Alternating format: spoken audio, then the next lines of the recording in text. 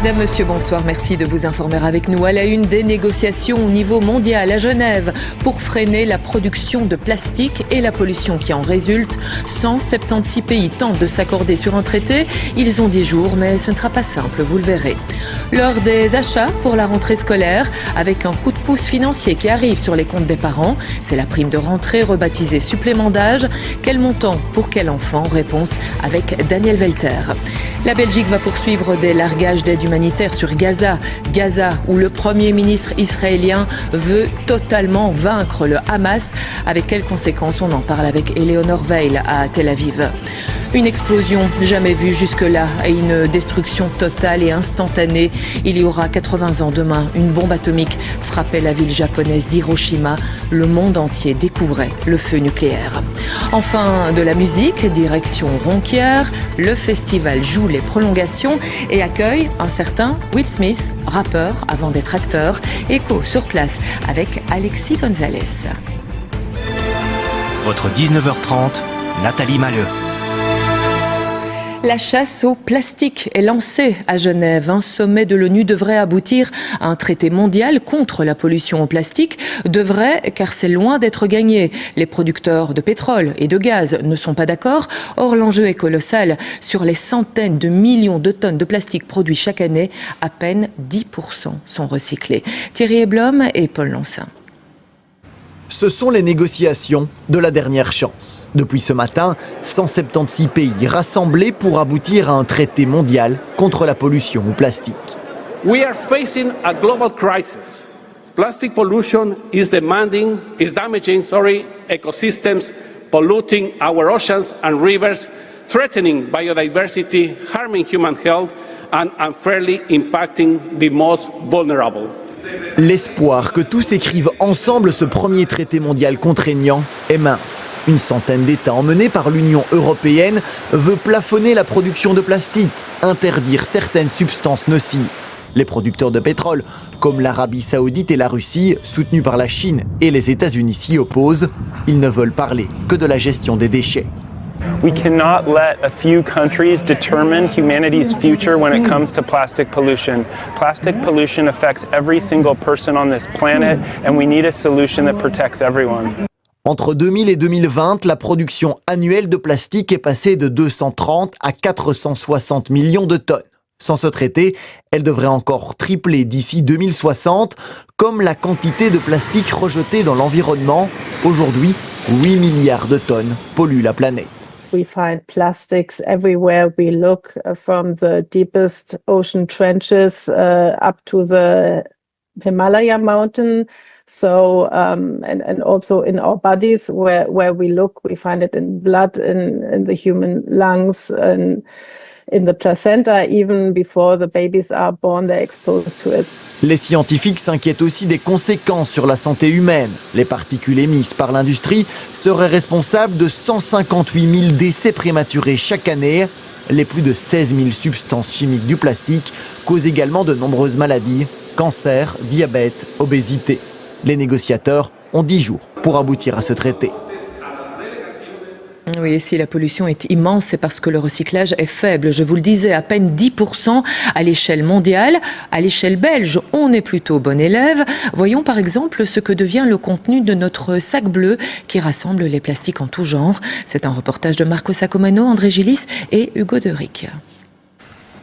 Bouteilles, canettes, emballages, votre sac bleu est bien rempli, vous pensez avoir bien trié votre PMC. Mais que se passe-t-il ensuite? Eh bien, direction le centre de tri. Le sac bleu qui arrive ici va d'abord être ouvert, la matière va être répandue sur les tapis et différentes machines vont permettre de trier les différents emballages, notamment les emballages en plastique, en fonction de leur couleur, de leur matière et de différentes caractéristiques. Sur les 16 compartiments du centre, 11 sont uniquement réservés pour les différents types de plastique. Les bouteilles de couleur bleue sont par exemple séparées des transparentes. Le tout est transformé en balles. Place ensuite au recyclage pour 99% des plastiques ménagers. On estime que moins que 1% de ce qui est mis sur le marché n'est pas encore recyclable, mais donc le gros du flux est parfaitement recyclable. Ça peut être certains emballages pour emballer la viande fraîche ou les poissons par exemple, des barquettes noires qui contiennent du noir de carbone. Mais donc il s'agit de faibles quantités. En Belgique, près de 1 600 000 tonnes de plastique sont recyclées chaque année. Notre pays fait ainsi partie des tout meilleurs mondiaux. Mais malgré la bonne théorie du tri sélectif, 14% du contenu du sac bleu sont des résidus. Alors comment ne plus se tromper ? Est-ce un emballage ménager en plastique, métallique ou un carton en boisson? Si la réponse est oui, alors il peut aller dans le sac bleu. Si ce n'est pas un emballage ménager, pas en plastique, pas en métal ou carton en boisson, il n'a pas sa place dans le sac bleu. La brosse à dents, par exemple, n'est pas un emballage, elle ne peut donc pas être mise dans le sac bleu. Un bon tri permettra ainsi de faire des nouvelles bouteilles, vêtements ou même un tout nouveau cadre de vélo, mais surtout diminuer les mauvais chiffres de la pollution plastique.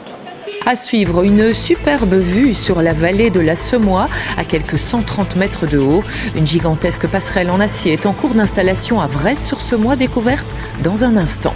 Et nous resterons le long de Rivière Wallonne. Vous saurez tout ou presque sur les règles de la pêche, des règles multiples et des amendes salées, même en eau douce. Et puis, petit séisme dans le monde du cyclisme, le champion belge Remco Evenepoel quitte Soudal Quick-Step. Il rejoindra la formation Red Bull Bora. Et d'abord, cap sur le Japon. D'ici quelques heures, le pays organisera des cérémonies qui marqueront les 80 ans de la bombe atomique sur Hiroshima, puis sur Nagasaki 3 jours plus tard.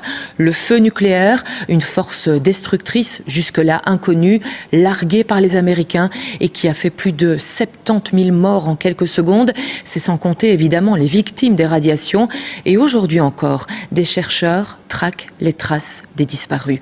André Gillis, Mathieu Van Winkel et Barbara Schall. Il fouille tous les recoins des collines et des îles autour d'Hiroshima. Ce chercheur universitaire en a fait sa vocation. Il cherche des traces et des restes humains des victimes de la bombe atomique qui n'ont pas été comptés. J'ai trouvé de minuscules dents d'enfant, pas encore des dents permanentes. Que pourrait bien avoir fait de mal un si petit enfant, pratiquement un bébé? Il n'avait soutenu la guerre d'aucune manière. Pourquoi devait-il être tué de manière si injuste et insensée et enterré ici? Quand j'y pense, je ne peux tout simplement pas le comprendre. Caillot rapporte ensuite ses trouvailles aux survivants qui cherchent encore aujourd'hui des réponses. Cette fois, ce sont des morceaux de crâne et une petite mâchoire. Quand nous avons ouvert le couvercle de l'abri antiaérien, la ville d'Hiroshima avait été si complètement détruite que les montagnes qui semblaient auparavant lointaines paraissaient toutes proches. Il y a 80 ans, le Japon est en guerre, mais la population ne sait pas ce qui vient d'être largué au-dessus d'elle. Soudain, une lumière vive, un mur de feu et un souffle. Hiroshima est entièrement détruite en un instant. Les survivants sont brûlés ou coincés sous les décombres. Viendront ensuite les conséquences de la radioactivité. On nous disait que les dégâts de la bombe atomique étaient héréditaires. Ça a provoqué de l'anxiété pour nos enfants. Donc les gens n'en parlaient pas, pour le cacher.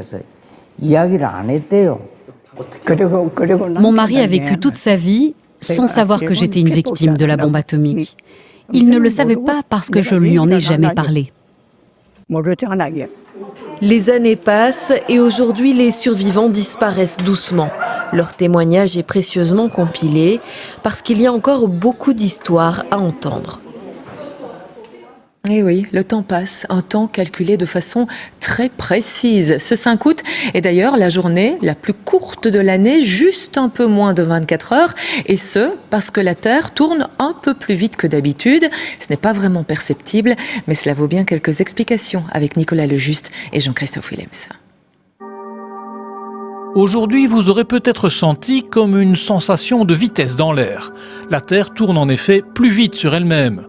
Bon, on exagère un peu car il ne s'agit que de 1,25 millisecondes. La rotation de la Terre n'est pas du tout constante. Il y a des jours où elle tourne plus vite, il y a des jours où elle tourne moins vite. Dans l'année, il y a des effets océaniques et atmosphériques qui accélèrent la Terre, d'autres qui la ralentissent. Mais aussi au fil des années, il y a des années où en moyenne, elle va tourner plus vite que d'autres parce qu'il y a des échanges d'énergie avec le noyau liquide à l'intérieur de la Terre également. Et pour savoir comment on calcule le temps écoulé aujourd'hui, il faut se rendre à l'Observatoire royal de Belgique. On se retrouve au sein du bureau de l'heure de l'Observatoire royal de Belgique. Ici, nous fabriquons l'une des 2 échelles de temps légales belges. Ici, 2 horloges atomiques fonctionnent à l'hydrogène et 3 autres au césium. La précision est de l'ordre du milliardième de seconde. Par contre, le temps de la rotation de la Terre, lui, est mesuré par rapport aux objets célestes appelés quasars. C'est une échelle de temps astronomique, on dirait. Et au contraire, ici, nous avons une échelle de temps qui est atomique. Donc, elles ne sont pas liées. Ici, nos horloges continueront à calculer une journée de 24 heures exactes. Comme il est compliqué de modifier la rotation de notre planète, il faut parfois adapter l'heure atomique en ajoutant une seconde par-ci par-là. Car si ce 5 août la Terre tourne rien plus vite, il y a 200 millions d'années, une journée comptait seulement 23 heures. Allez, dans ce journal, on va prendre le temps de se poser à Vresse-sur-Semois. Chaque été, la commune attire les foules avec un pont de clay, pont éphémère qui enjambe la rivière. Et bien voici une autre attraction, une passerelle qui surplombe la vallée. Elle est en cours d'installation et celle-là, avec ses 80 tonnes d'acier, elle ne risque pas de bouger. Découverte avec Dominique Van de Capelle et Léa Defour. 80 tonnes d'acier suspendues dans le vide. Le point de vue du jambon est l'un des plus beaux de la région. Cette passerelle permettra d'en profiter encore plus. Si on disait toujours il manque quelques mètres pour vraiment profiter, c'est chose faite. Et quand on sait qu'au départ ce projet était en fait une simple réfection de table de pique-nique, 9 ans après, c'est un autre bébé qui arrive.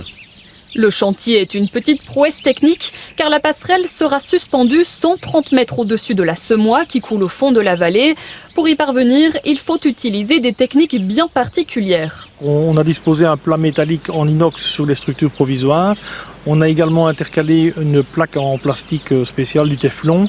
Et alors on place également lors de l'avancement, lors du glissement, on met du savon qui améliore le glissement et qui le rend plus fluide. Et pour ne pas obstruer le paysage, la structure sera installée 3 mètres plus bas que l'horizon.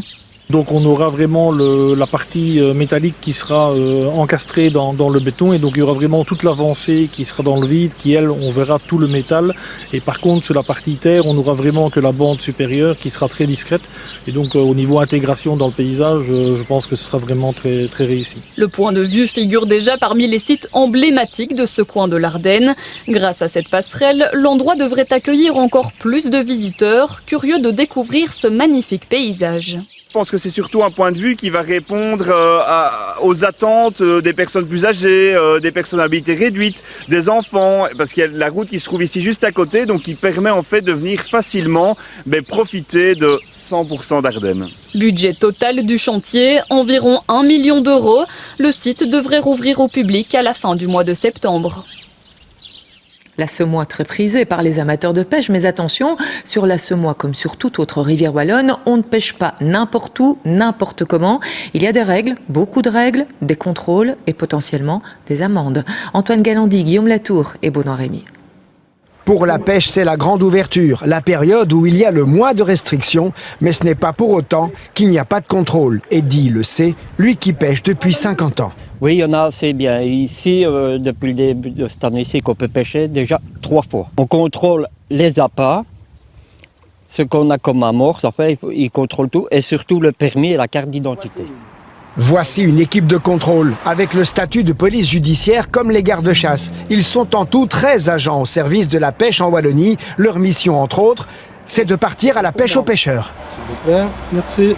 Voilà. On connaît les endroits, on parcourt la zone et c'est très aléatoire d'une journée à l'autre, évidemment. Contrôle du permis, de la carte d'identité et de tout ce qui est réglementé, y compris le nombre de cannes à pêche. On va contrôler le matériel parce que le permis donne accès à 2 ou 3 lignes en fonction du type de permis qu'on a. Alors après, il y a toute une série de règles à respecter. On va vérifier si la personne est dans une zone de prélèvement interdite, ce qui est le cas ici, s'il n'a pas prélevé du poisson. On va vérifier s'il ne pêche pas dans une zone interdite. On va vérifier les appâts. C'est que la réglementation pêche n'est pas si simple, loin de là. Parmi les 6 permis de pêche différents en Wallonie, Leonardo a choisi. Moi, je prends tout le temps le même. Je prends tout le temps celui-là à 20 €, pêché au bord de l'eau, à 2 cannes. Avant, je prenais celui-là pour dormir en tente. Vous voyez, là, on peut dormir en tente, pêcher de jour comme de nuit. Et en fonction du lieu, il y a ce qui est autorisé ou pas. Pêcher de nuit, ici, c'est interdit, tandis que 100 mètres plus loin, on peut. Autre exemple, là on peut prélever le poisson, ici il faut le rejeter à l'eau car c'est une zone de reproduction. Une cartographie sur internet précise tout ça et attention, chaque infraction coûte cher. On propose une perception immédiate qui est de l'ordre de 150 € par infraction, donc c'est des amendes déjà relativement chères, ça peut monter très vite. Et il y a aussi un quota de pêche à ne pas dépasser. La truite par exemple, c'est 5 poissons par jour, par pêcheur. Mais ça change en fonction des espèces. Et le bon pêcheur doit connaître toutes les règles. Et voilà qui referme ce journal. La suite, c'est la météo d'Olivia Rox et puis 2 épisodes de la série policière Astrid et Raphaël. Merci de votre attention. Très belle soirée et à demain. Retrouvez toute l'info sur le site et l'app RTBF Actu et Ovio.